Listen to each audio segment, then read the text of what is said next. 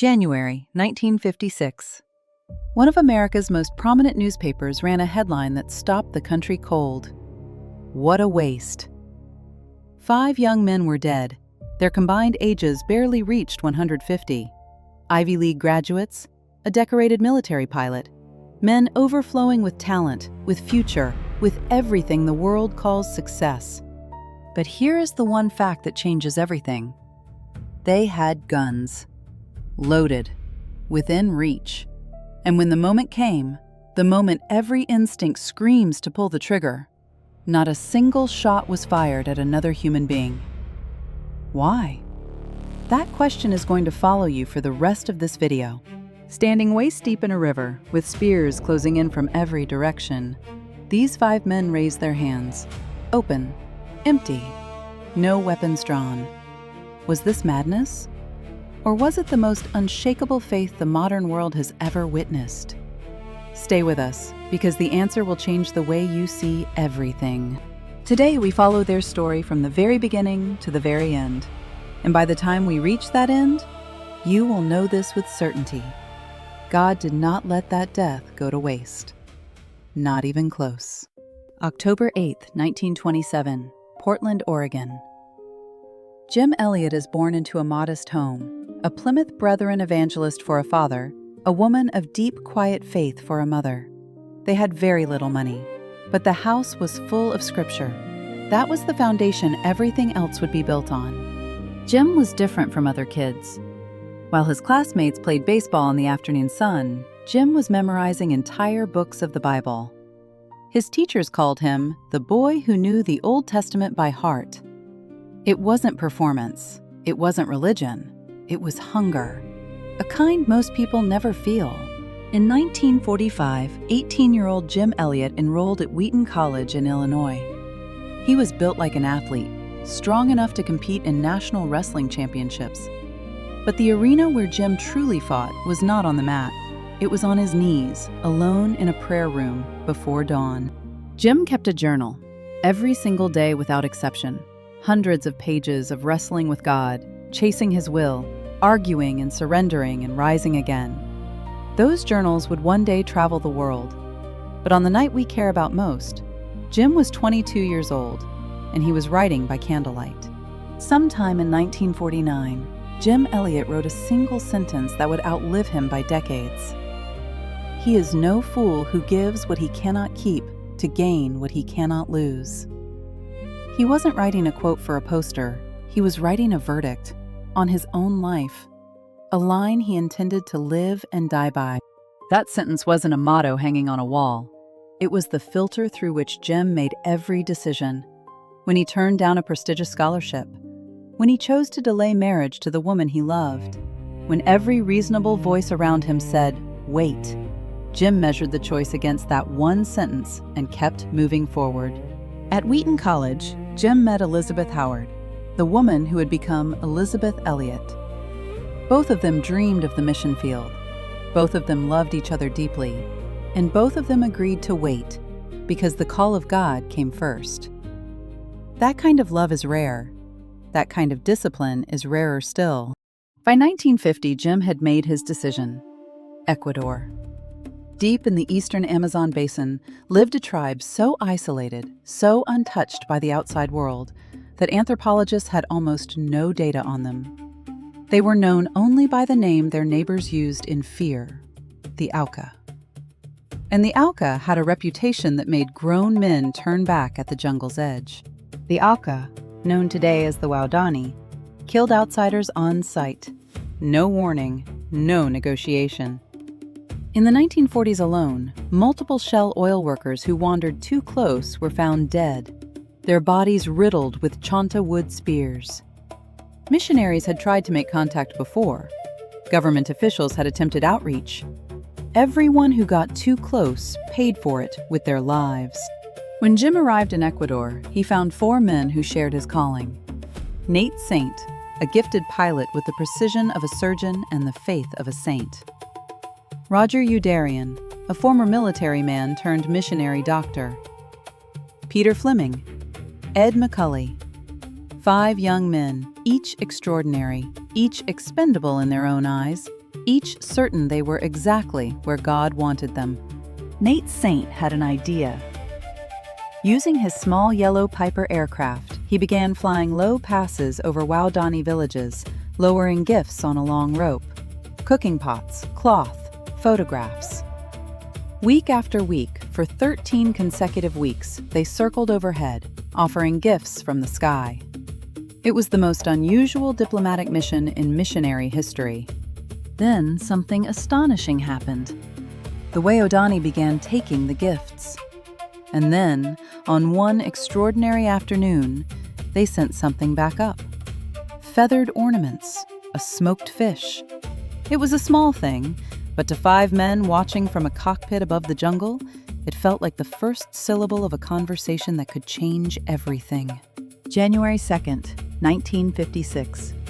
The 5 men gathered in a small room and made their decision. They would go down. On foot. They would land on a sandbar along the Curaray River, a stretch they had taken to calling Palm Beach, and they would wait. Whatever came next, they would face it together. Before they left, each man sat down and wrote a letter to his wife. The words varied, but the message was the same. We are answering the call of God. We are not afraid. But we want you to know, we may not come back. They sealed the envelopes. They did not mail them yet.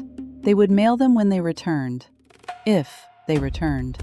January 3rd, 1956. At first light, Nate Saint's yellow Piper lifted off the jungle airstrip. The Amazon swallowed them whole.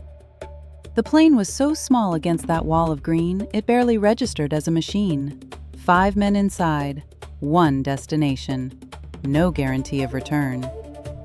The jungle closed behind them like a door. Palm Beach was beautiful. The Curaray River ran clean and quiet past white sand. Palm trees threw dappled shade across the bank. The men built a small treehouse platform, dragged the plane up onto the sand, and set up camp. And then they did the hardest thing any of them had ever done. They waited. Friday, January 6th. 3 Waodani people emerged from the jungle, 2 women and a man. They were not afraid. They were curious. The missionaries could barely contain their joy. That evening, Jim wrote in his journal, "Today we talked with them for the first time on the bank of the river." He underlined the word first. He believed there would be many more. The missionaries nicknamed the Waodani man George. He was fascinated by the aircraft, fascinated enough that Nate Saint took him up for a short flight over the jungle canopy. For a few minutes, a man who had never seen the world from above looked down at his home through a scratched cockpit window. It felt, in that moment, like a miracle beginning. But when George returned to his village, something shifted. Accounts that emerged years later suggest he told his people the missionaries were cannibals, dangerous outsiders who had come to devour them. Whether it was fear, misunderstanding, or something more calculated, the result was the same. The mood inside the village turned, and 5 men on a sandbar had no idea. Sunday, January 8th, early afternoon. The 5 missionaries radioed their wives at the base station one final time. "We think we'll be seeing the Aucas this afternoon. Pray for us." The wives wrote it down. They prayed. They waited by the radio. The radio never spoke again. Somewhere in the jungle, a group of Waodani warriors began to move. This was not revenge. This was not hatred in the way we understand it. To the Waodani, these 5 men were simply a threat, an unknown force on their land. And eliminating threats was something the Waodani had always done swiftly and without hesitation. The missionaries saw them coming. This is the critical moment. They had time to react. They had weapons. They had training. And they made a choice so deliberate, so counterintuitive, so breathtaking in its logic that it has been studied and debated for nearly 70 years. They did not draw their guns. Why didn't they shoot? Jim Elliot had already written the answer in his journal years before. If the Aucas are killed, they face eternity without God. But we know where we are going. We have the chance. They do not yet. To shoot would have been to save their bodies and abandon their souls. Jim had already decided which mattered more. They did fire their guns. Once, upward, into the air above the river. A warning shot. A sound to stop the advance. The warriors did not stop. They crossed the river. They raised their spears, and 5 men stood on white sand and waited for what came next with open hands. Around 3 o'clock in the afternoon, on January 8, 1956, Jim Elliot was struck by a spear on the bank of the Curaray River. He went to his knees on the white sand. His hand moved toward his holster, and then, deliberately, finally, completely, he let it fall open. He did not draw the weapon. He looked up. There are eyewitness accounts of Jim Elliot's final expression. Not pain, not terror, something else entirely. Years later, the warrior who drove that spear, a man named Mincayani, spoke about it publicly. He was not afraid, Mincayani said. That was the thing I could not understand. He was not afraid at all. All 5 were gone. Palm Beach fell silent. The river kept moving. The palm trees swayed in the afternoon breeze as if nothing had happened. The yellow piper sat on the sand with no one left to fly it. And the world, the whole world, had no idea yet what it had just lost, or what it was about to gain. When the radio went permanently silent, the wives and fellow missionaries organized a search. Days passed. Then searchers in a small boat on the Curaray pulled something from the water. A worn leather boot. A shattered field radio. And then, floating face down in the slow brown current, the first body. The search became a recovery. January 13th. An aerial search team located Palm Beach. All 5 bodies were found in the river. The news reached America within hours. Newspapers across the country printed the story on their front pages, and that headline, that brutal, dismissive, heartbreaking headline, appeared again. What a tragic waste. But then something happened that no newspaper had predicted. Something that no sociologist or cultural commentator had anticipated. Across America, hundreds of college students began signing up for missionary service. The story of 5 dead young men ignited a generation. The death had become a spark. The waste had become fuel. But the true protagonist of this story is only now stepping forward. Elisabeth Elliot, Jim's wife. The woman who had waited for him, loved him, and buried him, all before her 30th birthday. Just 2 years after her husband's murder, Elisabeth made a decision so staggering it silenced every critic who had ever used the word waste. She was going into the tribe that killed him. Elisabeth was not alone. Rachel Saint, the older sister of pilot Nate Saint, one of the 5 men killed, joined her. 2 women, 1 infant daughter, no weapons, no military escort, walking deliberately toward the people who had widowed them both. Into the land the whole world had called a place of death. In 1958, Elisabeth Elliot and Rachel Saint walked into the Waodani village. No guns. And if we are being honest, because this story demands honesty, no absence of fear either. But there was something in both of them that was larger than the fear. Something that moved their feet forward when every human instinct said, turn around and run. The Waodani were stunned. The women whose husbands they had killed, they came back. Without weapons, without rage in their eyes, without the burning need for vengeance that every warrior in the village would have understood and respected. The Waodani could process war. What they could not process was this. Elisabeth began learning the Waodani language immediately. Rachel had been preparing for years. Together, they began the painstaking work of translating scripture into a language that had never been written down. They did this inside the village of the men who had killed their family, in the enemy's tongue, for the enemy's soul. And living inside that village were the warriors who had killed Jim Elliot. Elisabeth knew who they were. They knew who she was, and she knelt beside them when they were sick. She cleaned their wounds with the same hands that had once held Jim's letters. She did not merely forgive them, she served them. That is a different thing entirely. Elisabeth's presence began to shake the entire Waodani community at its foundations. The elders sat around their fires and asked each other a question they had no answer for. What kind of force moves a woman to come back to the people who murdered her husband and feed them and heal them and learn their language and stay? What is this thing? Among those watching was Mincayani. He was one of the warriors who had driven a spear into Jim Elliot on the bank of the Curaray. A powerful hunter, a man of standing in the tribe.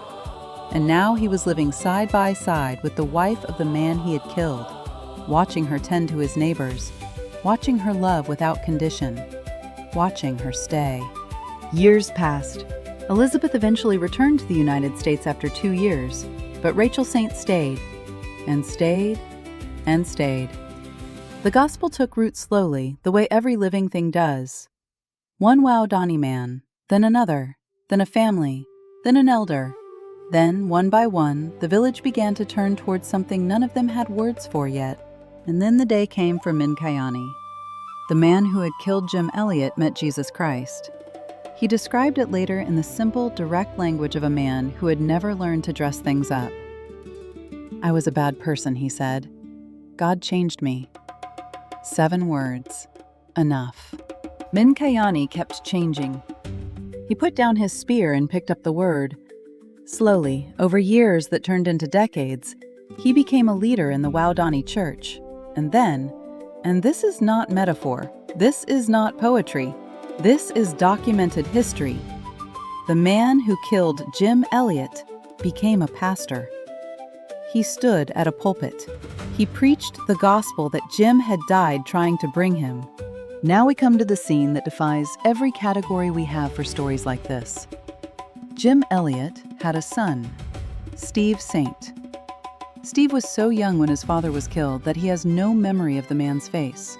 Only the stories, the journals, the weight of a legacy he inherited before he could walk. Steve grew up, and eventually, inevitably, he went to find the place where his father died.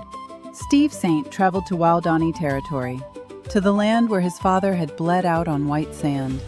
And there, in that village, he came face to face with Mincayani, the man who had done it. They looked at each other across everything that stood between them, and then, in a moment that no screenwriter would dare invent, they embraced. Steve Saint later wrote a book about everything that followed. In it, he described Mincayani with words that stop you cold. He became my Waodani father. The man who murdered his father became his father. That is not a metaphor for healing. That is actual healing. That is what the gospel does when it is given room to work all the way to the end. And then the climax arrived. Steve Saint asked Mincayani to baptize him in the Curaray River, in the exact water where Jim Elliot's body had been found nearly half a century before. The man who held the spear, the son of the man who received it, standing together in the same river, for a different reason entirely. As Mincayani lifted Steve from the water, he spoke.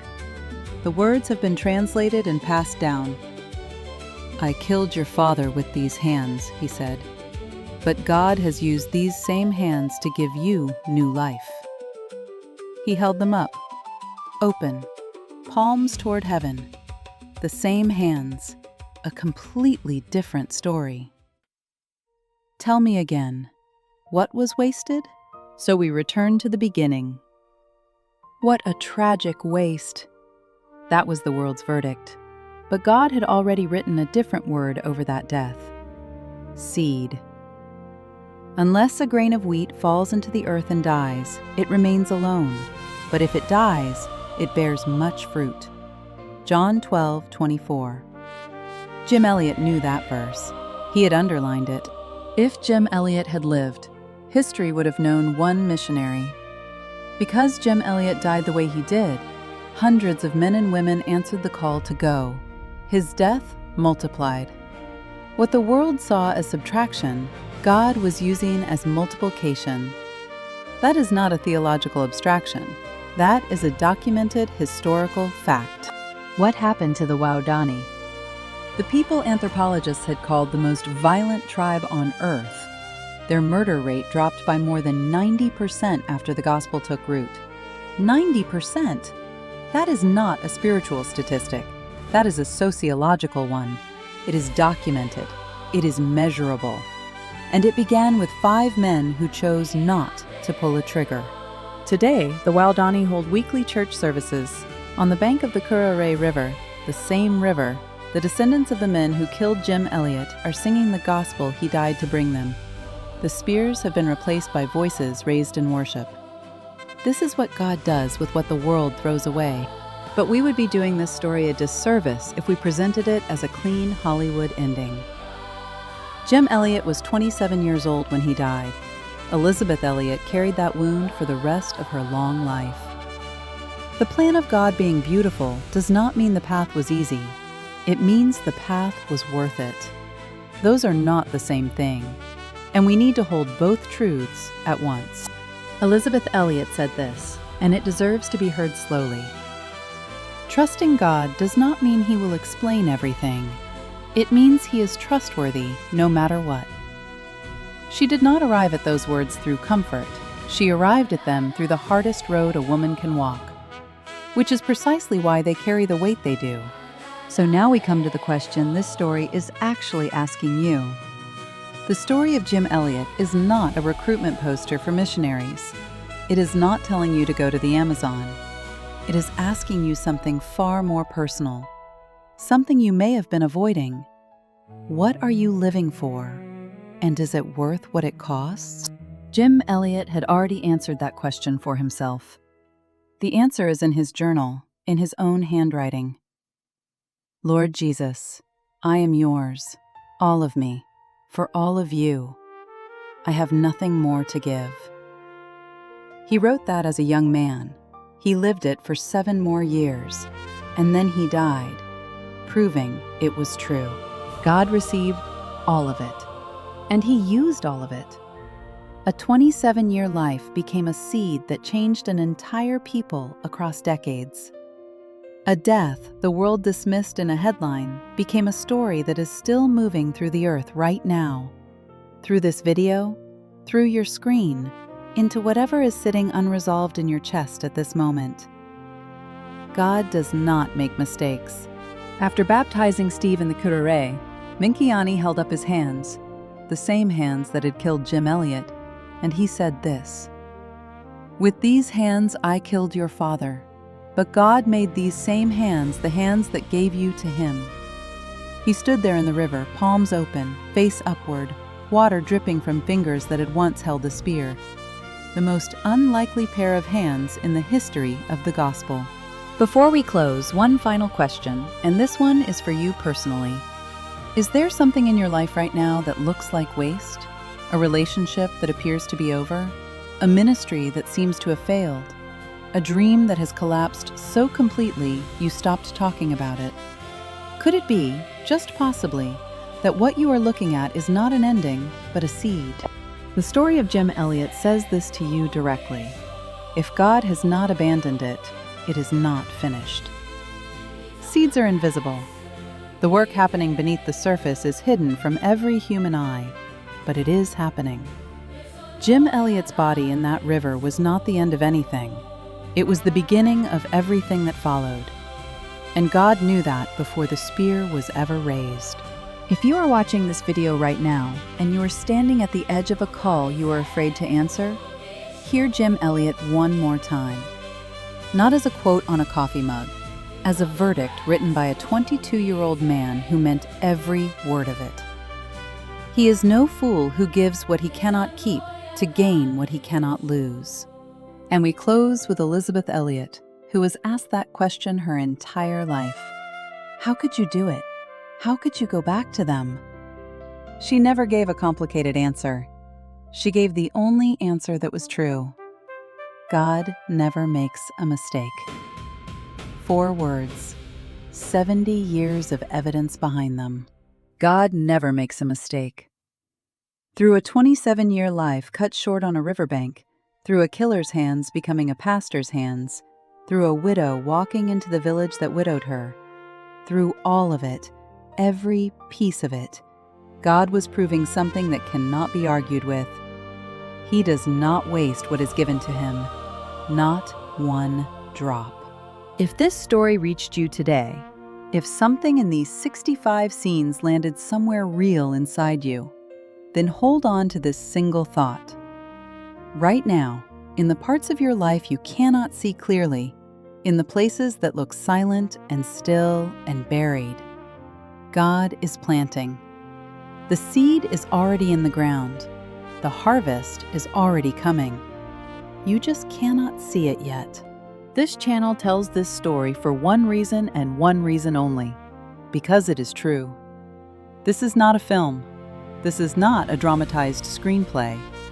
In January 1956, real men with real names stood on a real sandbar beside a real river in Ecuador and lived and died exactly as we have told it. The facts are the sermon. We have not needed to add anything. If this video helped you, if it moved something in you, please share it with one person, just one, who is in a season where everything looks like waste. That act of sharing is your seed. You don't need to explain it, just send it. Let the story do what stories do. Let it find the person who needs it most. Jim Elliot, age 27, martyred on the bank of the Curaray River, Ecuador, January 8, 1956. He gave what he could not keep to gain what he could not lose. He was no fool. Mincayani. From the man who drove the spear into Jim Elliot, to the pastor who poured the water over Jim's son. A Waodani church elder, a preacher of the gospel he once tried to destroy. His life is the answer to every question this story raises. God never makes a mistake. Elisabeth Elliot, 1926 to 2015, missionary, author, speaker. The woman who walked into the village that killed her husband and came out carrying a story the whole world needed to hear. She never called what happened to Jim a tragedy. She called it the will of God. God never makes a mistake. The Curaray River is still there. The Amazon sun still sets over it every evening, turning the water to copper and gold. The river carries no memory of what happened on its bank, but we do. And the story it carries, the story of seeds planted in blood that became a harvest of lives, that story is still moving, still flowing, still finding the people it was always meant to reach. We need to go back, just briefly, to the morning of January 8, 1956. While Jim Elliot was standing on Palm Beach waiting for what was coming, his wife Elisabeth was at the mission base station, holding their 10-month-old daughter Valerie. She had no way of knowing that the last radio transmission she had heard that morning would be the last voice she would ever hear from him. At 3 o'clock that afternoon, the radio went silent. Elisabeth sat beside it for hours, replaying the last message in her mind. "We'll contact you again this afternoon." She played it over and over. The afternoon became evening. The evening became night. The radio said nothing. And somehow, without a word being spoken, Elisabeth already knew. 5 days later, the search party came back. 2 men in mud-covered jungle boots walked to the door of the outpost. They did not need to speak. Their faces said everything. Elisabeth looked at them, looked at the space behind them where Jim was not, and went to her knees. She stayed there for a long time. When she rose, she was a different person, harder in some places, softer in others, certain in ways she had never been before. Here is what we must not skip over in Elisabeth Elliot's story. The morning after she received the news, she opened her Bible. The morning after that, she opened it again. There were days she was furious with God, days she doubted, days she did not understand and did not pretend to. But she never closed the book and walked away. That distinction, staying without understanding, is the whole thing. Faith is not the absence of pain. The story of Jim Elliot did not remove the pain from Elisabeth's life. It walked her directly into the center of it. The story of Elisabeth did not remove pain from the Waodani. It asked her to carry their pain alongside her own. But neither of them walked through it alone, and that, only that, is what made the difference. When Elisabeth walked into the Waodani village in 1958, her guide was a Waodani woman named Dayuma. Dayuma had escaped the tribe before the Palm Beach attack and hidden with missionary contacts. She was the bridge between two worlds, the woman whose own people had tried to kill her and who now led a widow back to them. Providence moves in strange personnel. The first things that greeted Elisabeth inside the village were not spears. They were children. Small Waodani children who had never seen a white woman, who did not know what had happened on the river, who only knew that someone new had arrived and that new things were interesting. They came forward first, the children always do, and slowly, following the children, the adults came too. Elisabeth lived inside that village for 2 years. She ate their food, she bathed in their river, she played with their children alongside her daughter Valerie. The gospel she carried was not delivered primarily through words in those early months. It was delivered through the fact of her presence, through the daily, undeniable reality of a woman who had every reason to hate them and had chosen something else entirely. One night, an old Waodani man sat down beside Elisabeth and asked her the question directly. No preamble, no diplomacy, just the raw, honest question that had been building in him for months. Why did you come to us? We killed your husband. Elisabeth looked at him for a long moment. Then she said the only true thing there was to say. Jesus sent me. The old man was quiet for a long time. Then he asked the follow-up question, the one that contained everything. Is this Jesus real? That is the moment the gospel actually arrives, not when it is preached from a position of power or safety, when it is lived with such consistency and at such personal cost that the people watching it have no choice but to ask whether it is real. Mincayani watched the missionary women from a careful distance. He was not ready to trust. But he was human, and one night his young daughter fell dangerously ill with a fever.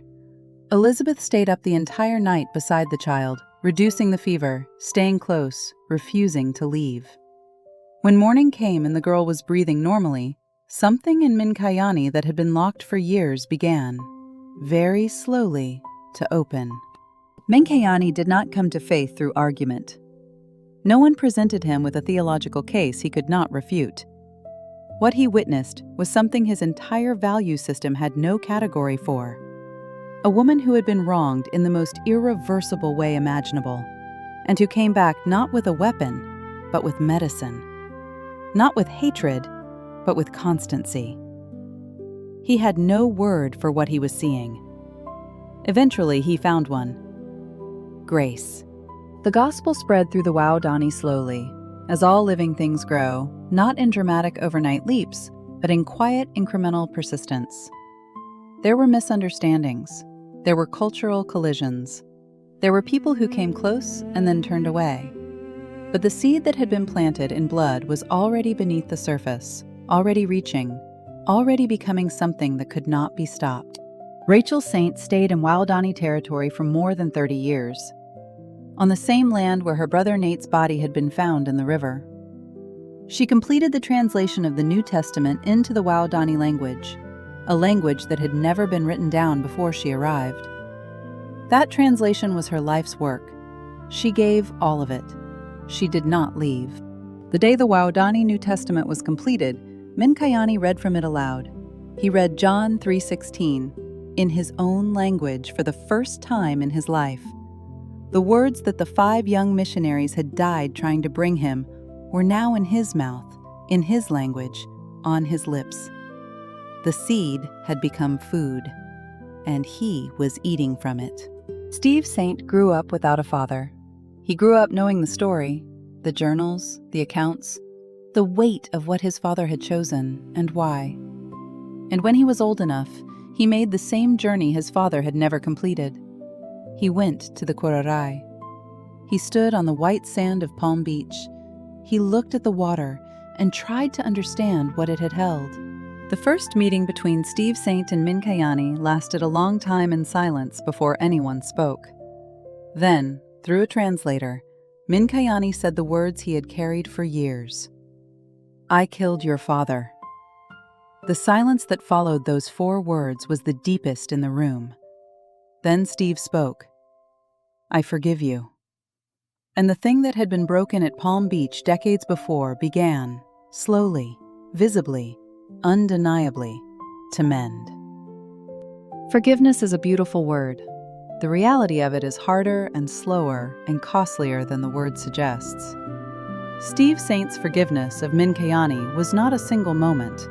It was the accumulated weight of every fatherless birthday, every graduation without a dad in the audience, every late night wondering what his voice had sounded like. All of that, every piece of it, placed before God over decades. That is what forgiveness actually looks like when it is real. Then came the day Steve Saint made his request. He asked Mincayani to baptize him. The old warrior, the pastor, went completely still when he heard the words translated. He did not speak for a long time. Then, quietly, with an expression that no camera could have fully captured, he said, "Me? With these hands?" He held them up. He looked at them. He knew exactly what they had done. Mincayani led Steve Saint into the Curaray River. The same water, the same bend in the river, the same light filtered through the same jungle canopy. The water that had once received Jim Elliot's blood was about to receive his son in baptism. What the world had called a river of death, God had been keeping as a river of life all along. Mincayani lowered Steve beneath the surface, then raised him up. The water poured off Steve's face as he came up with his arms open and his face to the sky. And the Waodani, gathered on the same bank where Jim Elliot had bled out, erupted. They shouted, they wept, they raised their hands. On the ground where death had been planted, life was coming up out of the water. God never makes a mistake. Do not receive that as a sentiment. Receive it as evidence. The proof was standing in the Curaray River, the man who held the spear, and the son of the man who received it, both dripping wet and changed completely. If you need proof that God does not waste what is given to him, there it stands, in water, in a jungle, undeniable. The world said waste, God said seed. The world said the end, God said the beginning. The world said tragedy, God said gospel. These are not just hopeful words. They are the documented record of what actually happened when one young man gave everything he had to the God who does not lose things. What you call it depends entirely on whose perspective you are standing in. Right now, in this moment, is there something in your life that feels like God made a mistake? The pain, the loss, the failure that still doesn't make sense no matter how many times you try to reconcile it? What if the thing that looks like waste is actually a seed? What if the silence you are sitting in right now is not abandonment, but soil? We cannot watch seeds grow. We cannot observe the work happening beneath the surface. Most of what God does is invisible to us, hidden in seasons that look like nothing, in silences that feel like absence. But the story of Jim Elliot is history's testimony that the invisible work is the real work. The quiet in that jungle after January 8th was not the silence of God giving up. It was the silence of a seed in the ground. Mincayani is still alive. He still preaches in the Waodani church. The hands that gripped a killing spear on the bank of the Curaray River now rest on the pages of the gospel Jim Elliot died to bring him. Every Sunday, those hands open a book, and inside that book are the words of the God who took what the world called waste and made it into this, into him, into all of it. Jim Elliot died at 27. But the story did not die with him. It traveled through Elisabeth's journals, through Rachel's translation, through Steve's testimony, through Mincayani's transformed hands. And it has traveled far enough now to reach you, sitting wherever you are, watching this. The seed is still growing. It reached you just now. What you do with it next? That is entirely yours. He is no fool who gives what he cannot keep to gain what he cannot lose. Jim Elliot, Journal Entry, 1949. The Curaray River still flows. The cross still stands in the sand. The seed is still in the ground, and God, who received everything Jim gave and wasted not a single drop of it, has never once made a mistake. Not then, not now, not ever.